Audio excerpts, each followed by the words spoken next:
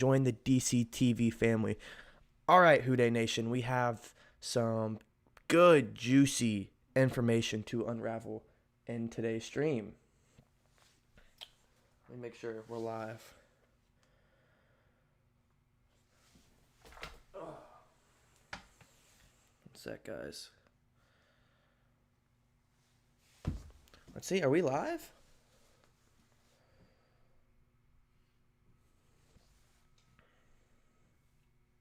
Oh, you guys got ads. I forgot I have ads on the videos now.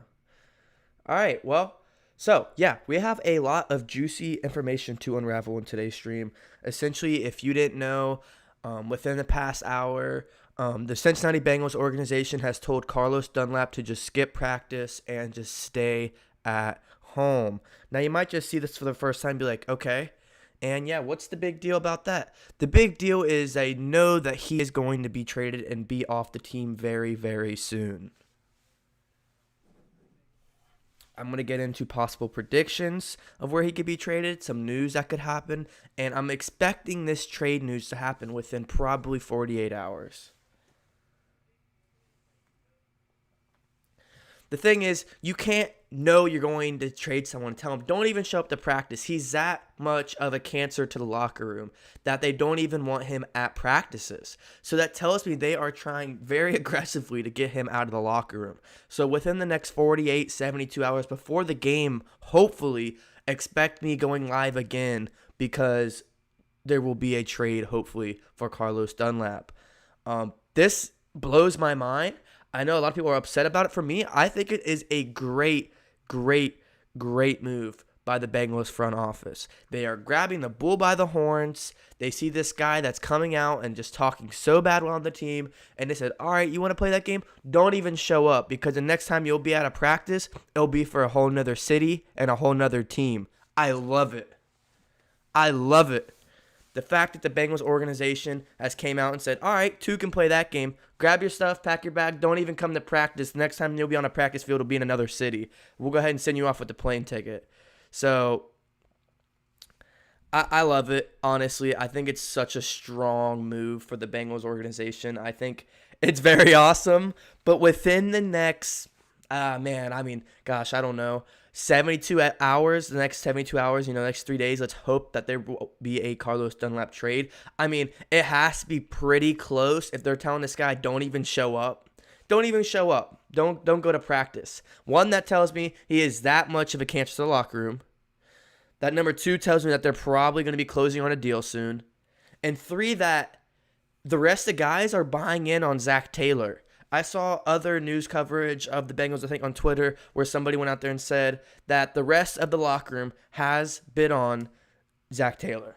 They are comfortable and they are riding with Zach Taylor, which is awesome because hopefully we send Carlos Dunlap on his way. He packs his bag. See you, buddy. And hopefully that's done with the drama. Now, we don't know about Geno Atkins. We don't know any other guys are going to act up in the locker room, but hopefully this ends it, because Zach Taylor, a lot of people were calling for his job because he can't control a locker room, even though every single loss that we take, he preaches about the new locker room, the new guys, the new direction. So the fact that he's able to get this guy out of here and hopefully have all the other guys still buy into his locker room, look, man, this is a big-time move for Zach Taylor and the Bengals. If he wants to continue being a coach for the Cincinnati Bengals in the future, this is a great move. Get him out the locker room. Don't let him even go to practice and just get it over with. So, big-time move for the Bengals. I'm a huge fan personally. I saw a couple people hating on like, oh, how you can tell this guy not even to show up, yada, yada, yada. If he does more worse than bad, if he does more worse than for good, then it's the Bengals' own good not to tell him to show up. If he's going to come to practice and he's only going to cause drama, why even bring him to practice? So, I love the move. I personally really love the move. Krusty Buttons said send him to Pittsburgh. Stewart said, will you go live for Quentin Span? Oh, yeah. Quentin Span sighting. I saw that he is.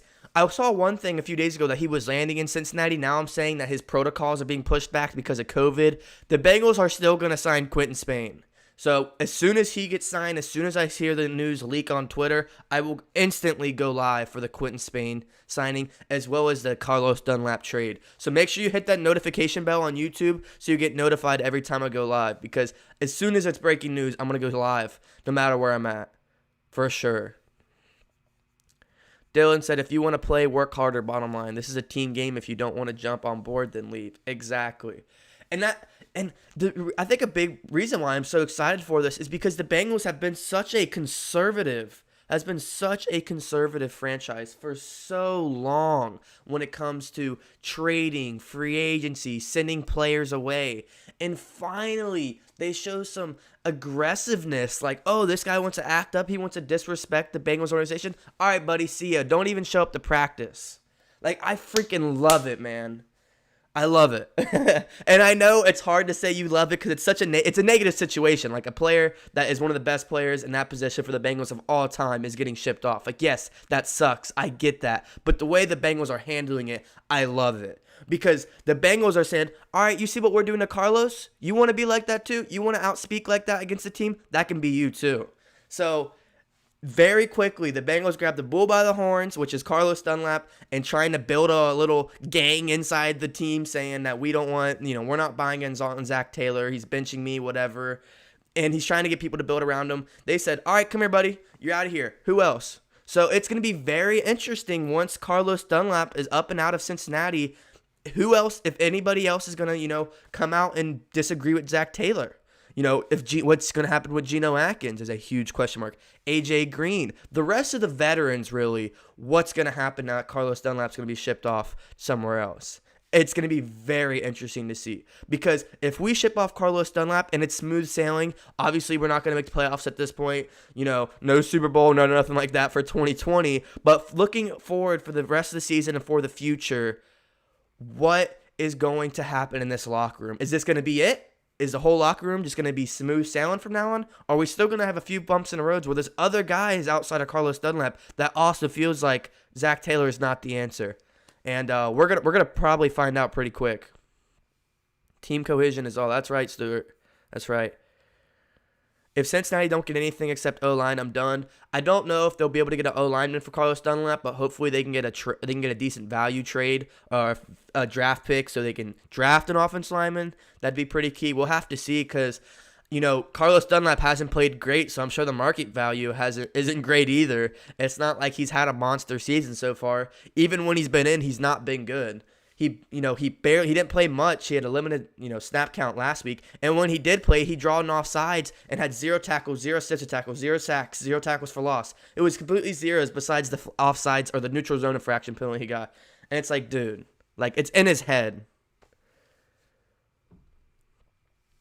Freddie on Facebook said this D-line has been overrated for years and finally the staff is calling them out.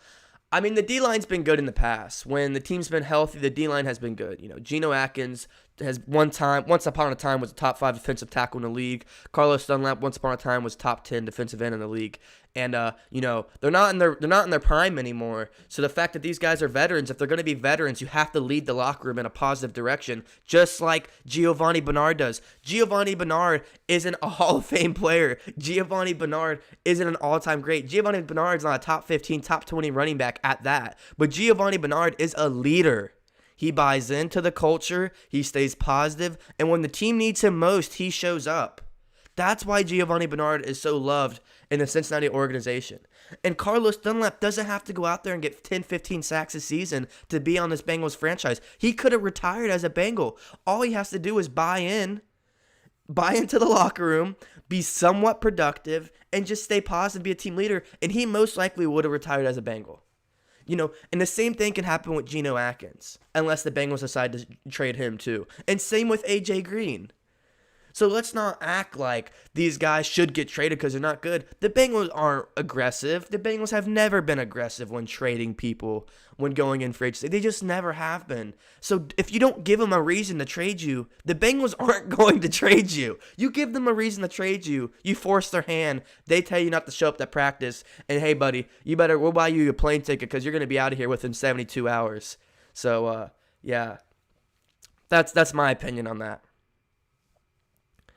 What about Boyd calling out someone that's considered to be a leader on this team? And if you don't know what Drake Berry is talking about, so on Instagram, Carlos Dunlap posted his house for sale or whatever and his address, and Tyler Boyd commented on that Instagram post, "That's sucka shit, Los as in Carlos Dunlap." But he went out there and drew some dirty blood, and I can only assume that's only one of the reasons why they tell him not to show up. Because imagine if he would have showed up to practice. I'm sure there would have been words said between just those two alone, if not the defensive coach that he got into it at the end of the game. Who knows who else he's pissed off in the past few weeks.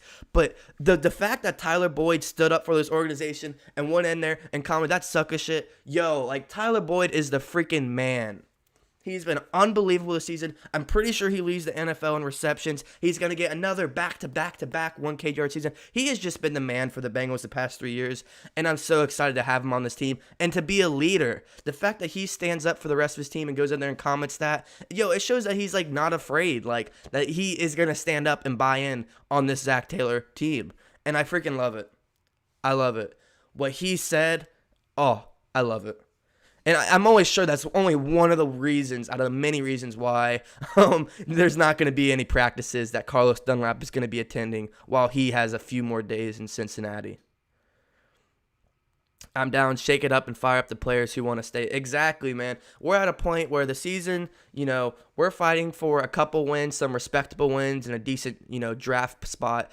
Get the guys who want to stay, the guys that don't, veteran or not, get them out of here. We'll look at the draft. We'll see who we can get in free agency because we're going to have to sign at least one offensive lineman, at least one. Quentin Spain is going to make 3 good, solid offensive linemen. It's going to be Quentin Spain, Jonah Williams, and the center. I don't know why I can't think of his name. I'm having a brain fart right now. But those 3 guys are probably solid for the future. That means we just got to focus on the other tackle position and the other guard spot. So, if Quentin Spain is going to be that man, which I'm sure he was, I think a lot of people don't understand that he was a starter for the Bills.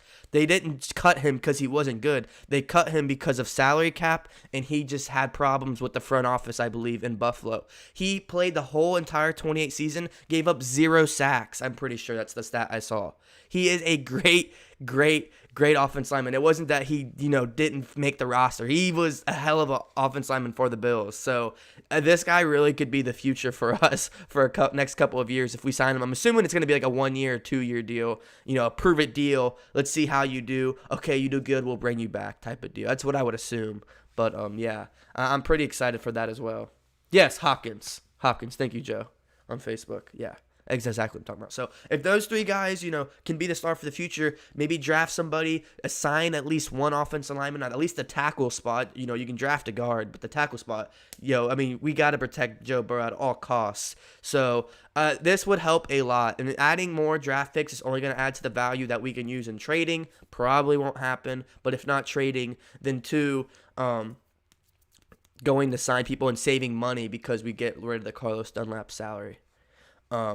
But the great thing is, all these draft picks aren't going to hurt. If we do acquire draft picks, I know the Bengals aren't a big trade franchise, but a lot of times you see other NFL teams when they acquire, middle of the pack draft picks like this, they'll end up flipping it in another trade. They'll say, okay, we'll take a 3rd or 4th for Carlos Dunlap. Thank you very much. Or we'll take a 4th and a 7th. Okay, thank you for that. And then they'll pair that up like with Geno Atkins and then trade for a really good offensive lineman. Not saying the Bengals would do that because they're not a big, they're not, we know they're not a very aggressive team or franchise, but other teams have done many situations like that where they'll flip, what they got from the guy they traded and pair him up with another guy they want to trade, and then they get something, pretty good. So we'll have to see. It's going to be very interesting to see what happens.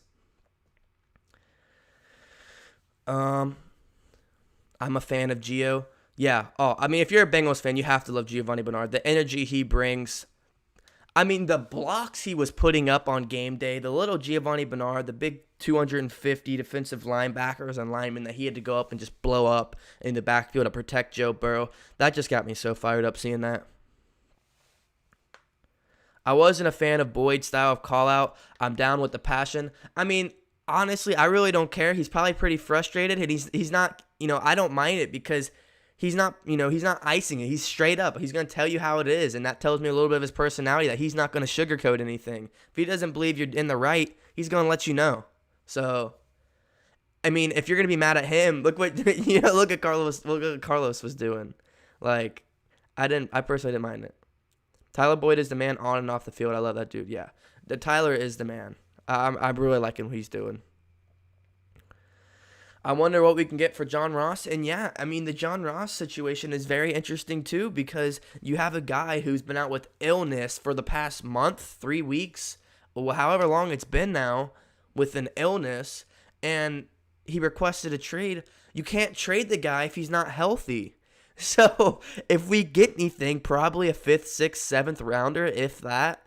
I mean, that's probably the best you're going to get, because we declined his 5th-year option. So if there's no team that believes that he will be the next piece to take it to a Super Bowl, they'll just wait till free agency and then go sign him there, because we declined his 5th-year option. So he's going to be a free agent at the end of the year. So teams are going to be like, look, man, I'm going to give you a 7th, or I'm just going to wait to free agency to sign this dude. So that's what teams are going to say to the Bengals. And if you're the Bengals, you can't really put up an argument because he's not playing. He has nothing to show for it. So they can't be like, oh, well, he has 50 receptions and 450 yards. No, you can't. You just say, oh, he's been not playing with an illness. I'm pretty sure he's not playing because he probably told the Bengals he doesn't want to play until he's traded.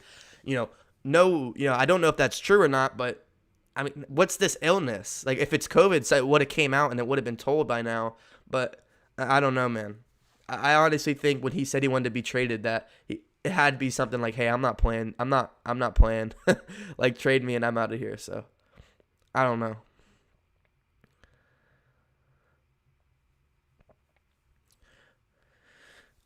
Stewart said Quentin highlights show that guy knocking everyone over when the pressure was on him. Yes, go watch that Quentin Spain highlight on YouTube. I watched it, man. He is just pancaking dudes. He's a big boy, but when he gets out in motion, because the Bills run a pretty high motion offense. Like, when it comes to running the ball, they don't just run up the gut. They run to the left, they run to the right. And so he's getting out on the field. And, man, he is trucking linebackers, defensive line, corners, safety. I mean, he's just pancaking dudes. So Clinton looks like he's all business, man. I'm really excited to see him in a Bengals uniform here soon. Like I said, I do expect it to be like a 1-year deal, prove it deal. Okay, we'll revise this at the end of the season, depending on how you did. So I could be wrong. Maybe they signed him long term. Usually, just midterm deals are usually just a 1-year prove it deal, though. So we'll have to see how that turns out. I wish they had Ross returning kickoff punts. That dude was electric at Washington. I don't know, man. At this point, I don't think we're going to see much of him. But I think we all wanted him to turn out more than what he was. And obviously, looking back at it, he is a pretty safe call to be a bust and a bad draft choice for the Bengals. Coaching is an issue on this team, period. Zach has proven nothing here and elsewhere before.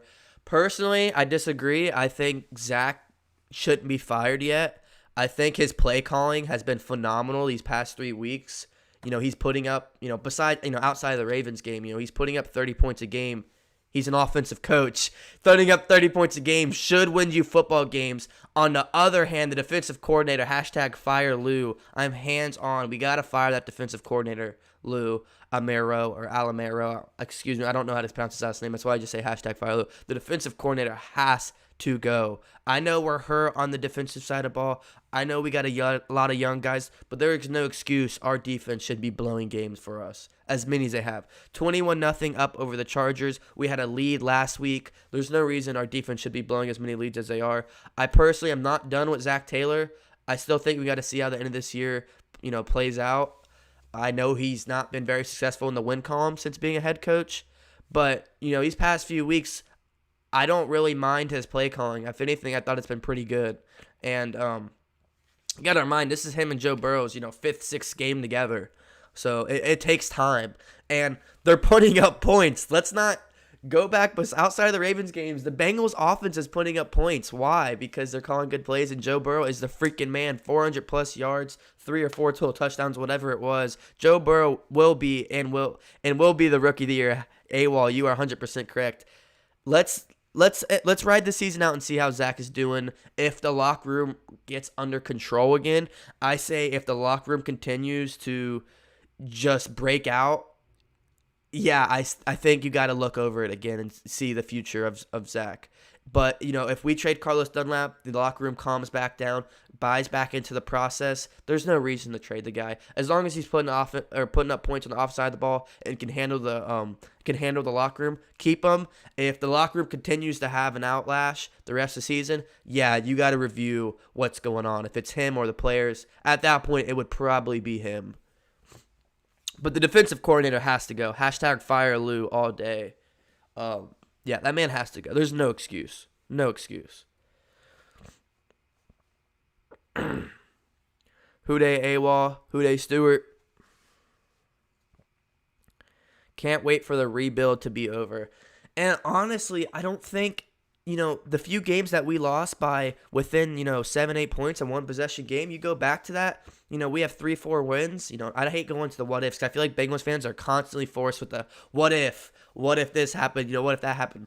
But this technically wouldn't even be a rebuild. But I think Bengals fans need to relax and look at, we have the second best division in the NFL. We literally have the second best division in the NFL. This division we are in is so competitive. The Steelers are the only undefeated team in the NFL. # overrated. The Ravens are still doing great. The Browns somehow, some way are winning. Like, we just gotta look at our division, man. We are going against the best besides one other division. But I mean, we gotta relax. Like, we got it. We got our quarterback. Now we just have to build around him. I think people need to realize that. Appreciate it, Josh, on Facebook. I really appreciate all that. Thank you so much. But yeah, guys, I'm really interested to see how this plays out, this Carlos Dunlap. Let me know in the comment section, what team do you guys think he'll end up being on? If you're on YouTube or Facebook, let me know. What team will Carlos Dunlap end up playing for the rest of the 2020 season? YouTube or Facebook, I don't care what you're on. Let me know. Where do you think he'll end up at?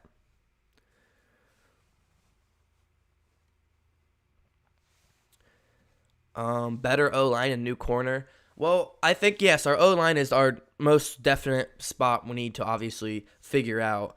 Hopefully Quentin Spain helps out with one of the positions for the future. But I think our corners, we got to remember, guys, we were down 2 of our best corners. We were down Trey Waynes, who's out for the season, who we resigned to possibly take over William Jackson's spot as the number 1 corner. And then William Jackson was out last week. So I think we need to take a breather. Yes, I do feel like we should add some depth at corner, possibly, middle rounds of the draft. I do think we should add some depth. But it's also play calling. The defensive play calling has been so bad. Even with our backup corners in the game, the play calling was terrible on the defensive side, and it has been the entire season. And he leaves our corner out to dry with no safety help. These guys are 3rd, 4th, 5th, and 6th string corners, and he expects them to play man-to-man at the end of the game with no safety help. I don't honestly blame the corners. I know Darius Phillips and all these guys were getting a ton of hate at the end of the game. They shouldn't have been put in the situation they were in. You can't blame him. That's bad coaching. There should have been safety help. End of the game, you can't let them score a touchdown. No timeouts. 0 timeouts. 75 yards field length and 1 minute and 5 seconds. They can't score. If they score a touchdown, they win. You can't let them score a touchdown. And we play aggressive inside the box, very, very high man-to-man coverage with no safety help. With our 3rd, 4th, 5th, and 6th string corners. Our 1st and 2nd corner was out. William Jackson and Trey Waynes was out.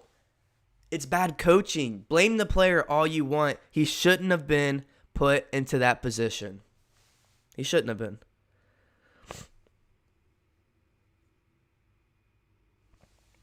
Also, can't waste Joe on a coach trying to figure out that is Burrow making Zach look good.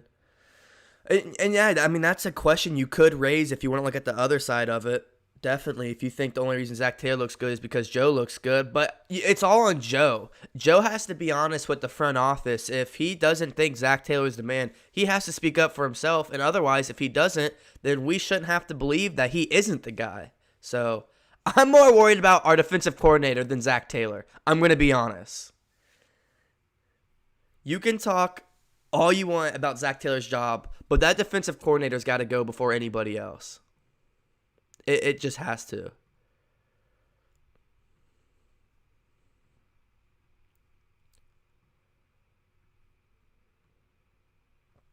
Let's see what you guys are saying. Zach is putting up points, but the defense is selling. 100% agree. How are we feeling about rookie Joe as a leader of the team in the locker room? Who are his captains in leadership? Joe Burrow is the man, the myth, the legend. He is everything Cincinnati has hailed for and has been dying, and everything Cincinnati has deserved has been Joe Burrow. 100%. He is a leader, even as a rookie at 24 years old. He is the future, and now we just have to build a locker room around him. We got a young coach who has a pretty good offensive mind. He's also really young. He's going to have some learning curves as well.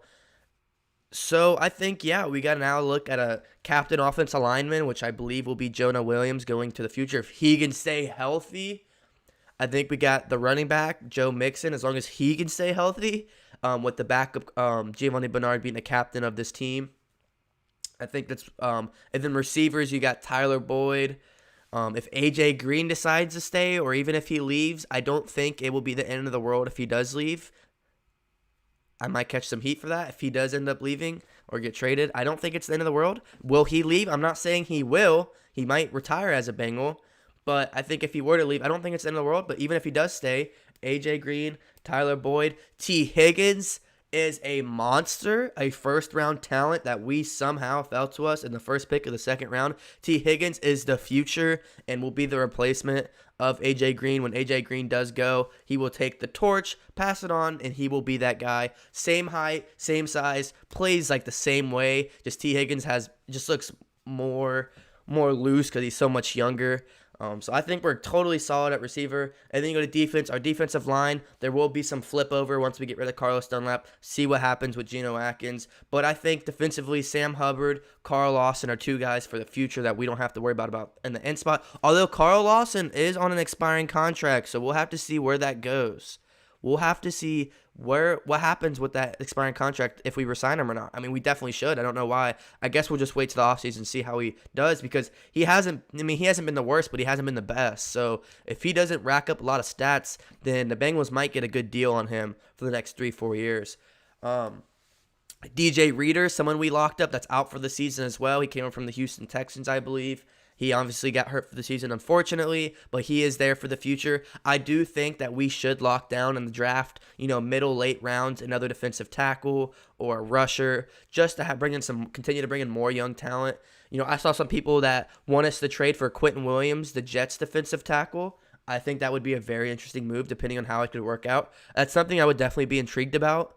If we can continue to improve the pass rush, because it hasn't been great in 2020, if we could bring in a young guy like Quentin Williams, that the Jets, have on the trade block, I would be very intrigued if we could pull that off. I honestly think I would like it a lot, honestly. So, I don't know, we'll have to keep adding to that defensive line as it continues to flip over. Our linebacking core, Logan Wilson, Akeem Davis-Gathers, Jermaine Pratt, these guys are monsters. They're all really young, so I really like our linebacker crew. And then you go to our safeties. Our safeties are locked down. Von Bell for the next 3-4 years is here. Jesse Bates, hopefully a Bengal for a lifetime. Top 3 safety of the NFL right now. And then our corners, next year we'll get Trey Waynes back, who will be healthy. He's on like a 3 or 4 year contract. William Jackson III, we'll see if the Bengals bring him back. I believe he's on an expiring contract as well. And then, I think we do add some depth in that corner position in the draft. Maybe free agency brings somebody else in, but we'll have to see. So what'd you guys say? Browns, Jets, Seahawks, or Chiefs? Okay. I do think Seahawks is a very legit option, as the Seahawks have one of the worst pass rushes in the NFL. I think the Seahawks are a very legit contender, and they are very aggressive. They're probably a top 3 most aggressive franchise in the NFL for the past decade. I think Chiefs are also really legit too. I think if he does go to the Jets, maybe Quentin Williams is involved in that trade. I'd be very intrigued. I don't think he'll get traded in division. We don't see that happen very often. But if he did go to the Jets, yes, that would be quite funny. I think possibly the Minnesota Vikings for #Kyle Rudolph Yo, we got any Kyle Rudolph supporters in here? My man that's from Elder High School right here in the love of Cincinnati, Ohio. He's the tight end for the Minnesota Vikings. He would have to reconstruct his contract. Probably not going to happen, but I've always wanted him to come play in his hometown team. But yeah, maybe the Vikings, as they just traded Ngakoue away, maybe they're looking to get some more pass rushes. They just lost somebody. So we'll see. There's definitely a ton of options. And I've seen all the trade talks that they've been too aggressive or whatever, but I haven't seen teams in the trade talk. So honestly, I have no idea which team he's going to.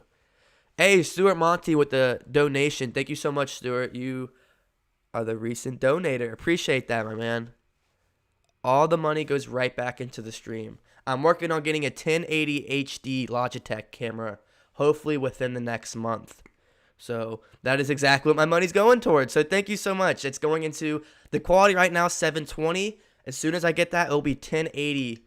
Oh, it's going to look so crispy clean. So hopefully I can get that very soon. I appreciate it, Stuart. That is very nice. I can bring the news to you guys. I really.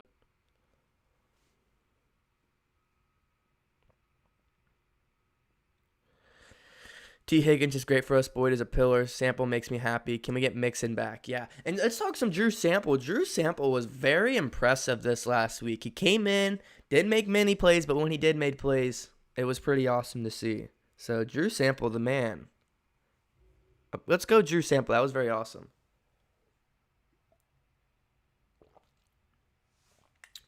Oh, what's the shit? The stream's breaking down?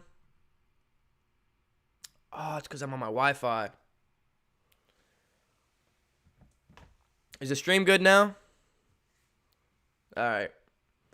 That's my bad, y'all. I'm on my Wi-Fi, not on my Ethernet cable. That's why. Hopefully we're good, though. All right, so. Yeah, T is a beast, though. I will say that. Do you think we should get Jamar Chase if he falls to us? I think, yes, it's definitely an option. Yeah, the offensive tackle from Oregon, he's a beast. And that would fill in the left side. Oh. Get the camera, you'll look silent. Yeah, I'm definitely trying to get that webcam.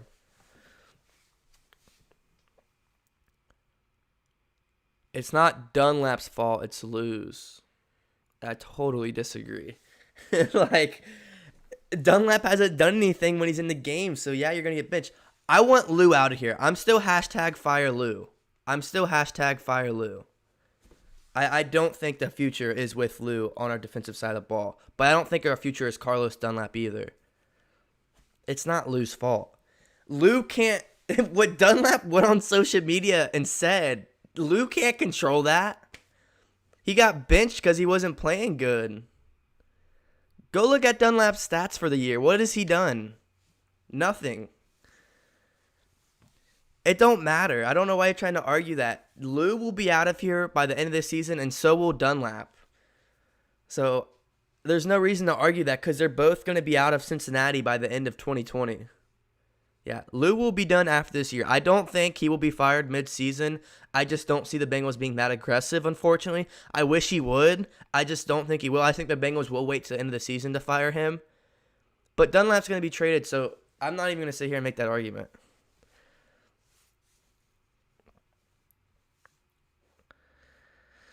Okay, 49ers, Seattle, or Saints, my top trades to get him.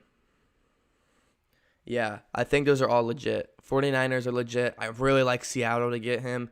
And then the Saints, we'll have to see. The Saints always get older, Pro Bowlers. Like guys who aren't in the prime. I feel like that's always a top spot is New Orleans. They're always getting guys who aren't in their prime anymore. But, once upon a time they were a Pro Bowler. So I feel like the Saints are always in contention for guys like that. What's up, Crepe Up? Good to see you in the stream, my man.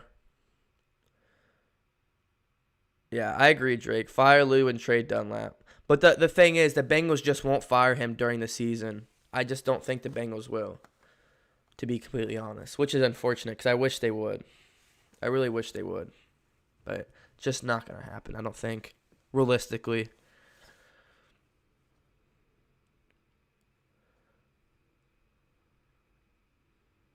What are you feeling for the bye week? Can we get anything back on track to put on the Saints? Let me see. When is that coming up? Let me check that.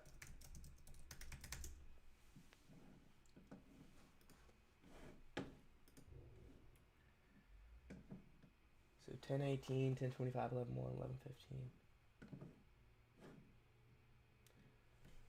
Okay, so we got this week and then the bye week and then the Steelers. I didn't know it was a bye week between Titans and Steelers. Interesting. Okay. Is that the bye week? We have the Titans, bye week, Steelers? Because there's a 14-day jump. So, yeah, that has to be the bye week. So, the bye week's coming up. The bye week for the Bengals, I want guys to stay healthy. I want guys to get healthy. And I'm pretty sure the trade deadline will be done by then. So, we'll have our team. And I hope we can just talk game plan in the locker room and just get chemistry built up. We're not in a playoffs bound season as of right now. So I don't feel like we need to go out there and hustle the guys a lot. I feel like keep the guys that are healthy, get the guys that aren't healthy, and build that team chemistry in that locker room bond because, when things happen like what it has this season, you're going to have to bounce back. So I'm pretty sure I'm pretty sure the trade deadline will be before that. I'm pretty sure the trade deadline's either this Thursday or next Thursday. Correct me if I'm wrong, but is the trade deadline this Thursday or next Thursday? I think it is. I know it's definitely before then.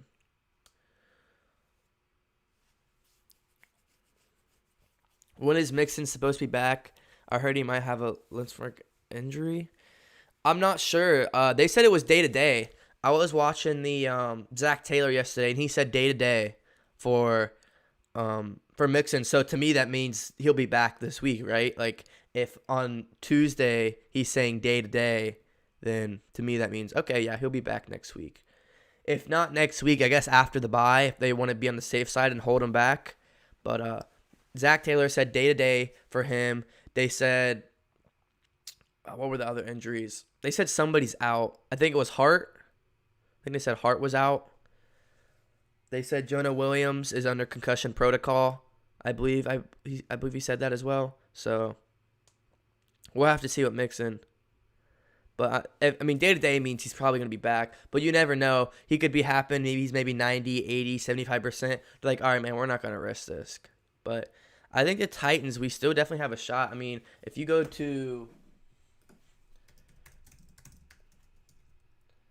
I'm no longer pinning our offense to win games for us. I got to pin it on our defense and our defensive coordinator, Lou. I'm tired. I'm not pinning our offense anymore. If you go to win possibility, pretty sure it's like 60-40. Oh, never mind. Never mind. So it looks like it now got bumped up to a 70% chance win. So the Titans have implied 72.53% chance for the win. Never mind. Last time I saw it was like 60-40% Titans, and now it's 28% Titans over Bengals. So we'll have to keep an eye on that. But yeah, I will probably still do a prediction and preview video for the Titans-Bengals game, so stay tuned. I'll probably be doing it tomorrow or Saturday, Halloween, maybe a Halloween stream. What do you guys think about that? So look, Thursday or Saturday, it will probably be in the afternoon, Thursday or Saturday, Titans versus Bengals pregame and prediction stream.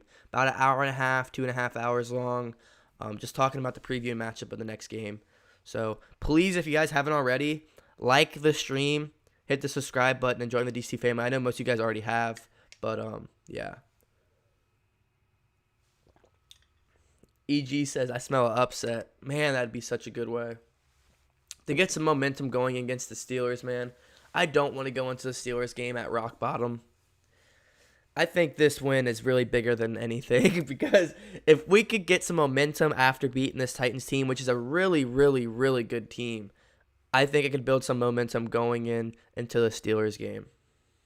So, is this the last week for trades? Yes. I believe it's either this week or next week. I know it's coming. The trade line is coming. So, Drake said, I think we have leadership that's set for the future on this team now. And both Joe's, Boyd, Higgins, JB3, and Logan Wilson, I see that group being our leaders for the future. For sure. We have the core. We have the core for the future. Now we just got to continuously build on it. We just got to continue to build on it. Next Tuesday, November 3rd, is the end. There you have it. Yes, Jonah is out with the neck injury. So I saw it wasn't as big as what it was. That's what I believe Zach Taylor said in the interview. Was like, we thought it was something really bad at first over there, but then we realized it's not as important or crazy. So let's hope that he is healthy, because we can't lose any more offensive linemen. We just can't. If we get those few players on an O-line and a new defensive coach, we'll be a playoff team. If we can continue to improve the offensive line, Zach Taylor continues to coach fine. We get a new defensive coordinator, and this isn't easy. This is definitely easier said than done. But yes, if we can do a couple things for the rest of this season, heading into next season, I think the future is still bright here in Cincinnati. Yes. I smell an upset. I'll tune in on Halloween. Yeah, so stay tuned. Hit that bell and join the Discord so you get up to date every time I go live. But probably Thursday or Saturday. And then obviously the game day stream is going to be live as well, which are the fun ones to join. So I will definitely be live with the game day streams. But I think we should get UC's DC. Nah, man, we're all Xavier over here. We're all Xavier over here. Let's go X. The future will always be bright with Burrow at helm. I 100% agree with that. 100% agree. But I guess for people that have to watch this back and not live, I guess we'll end it up with once again talking about the situation the stream is about. Carlos Dunlap, there will be a trade, possibly. I would assume within the next 72 hours, maybe a little bit longer, but it has to be sooner than later. If the guy got told don't show up to practice today, I'm assuming the rest of the practices as well. So yeah. It's the news for the Carlos Dunlap situation. Look out for a trade very, very soon. Hit the notification bell so you will get notified. Carlos Dunlap, where will he go? We don't know yet. What will the Bengals get back? We don't know yet, but stay tuned and stay on your toes, because it's going to happen sooner or later. I expect 72 hours. That's my guess. We'll have to see what we get in return. But yes, I do think this was a positive move for the Bengals to tell this guy not to come to the practice, because they realize that he is a bigger problem in the locker room than, being a player on the field. So that tells me a lot of what we need to know is the Bengals just not telling him to show up. So I think that's, it's very slept on, but I honestly think this is big news for the Bengals, and I really personally love it. So stay tuned, guys. I'll see you. I will go live if there's any breaking news. If you see the trade go live, I will be live. If I have to go live on my phone, I'll go live on my phone if I'm not home. Same with the Quentin Spain signing. I'll go live for that. And then Thursday or Saturday, the prediction and preview video. And then Sunday, the game day stream. Does the game start at 1? Does the game start at 1? Yes. So the game starts at 1 o'clock or 1 p.m. or 1 in the afternoon Sunday. So the stream will start at noon Sunday. I think I said Saturday, but Sunday. The stream will start at noon Sunday as well. So, WHODEY, everybody. Thank you, WHODEY Nation, for sticking with the Bengals and sticking with me to give you this Bengals information. I really appreciate all of you. WHODEY Nation is the best nation. It is the most loyal. It is the most fun, interacting nation to be a part of. I'm so glad I get to join every single one of you in my streams. If you're on Facebook, YouTube, Twitch, whatever you join me on, I really appreciate every single one of you. So, you are welcome. I appreciate you, Stuart. I really appreciate you always joining in. Drake, I know I didn't get you to talk on here this time, but join the next stream, or if when I go live and I talk about the trade, definitely stay and we'll get you live, I promise. So we'll get that going. But yeah, you guys have a great rest of your day. WHODEY, baby. If there's any breaking news, I will be live to uncover it with you guys. Just make sure to join me back here on DCTV. Have a great rest of your day, and don't forget, WHODEY.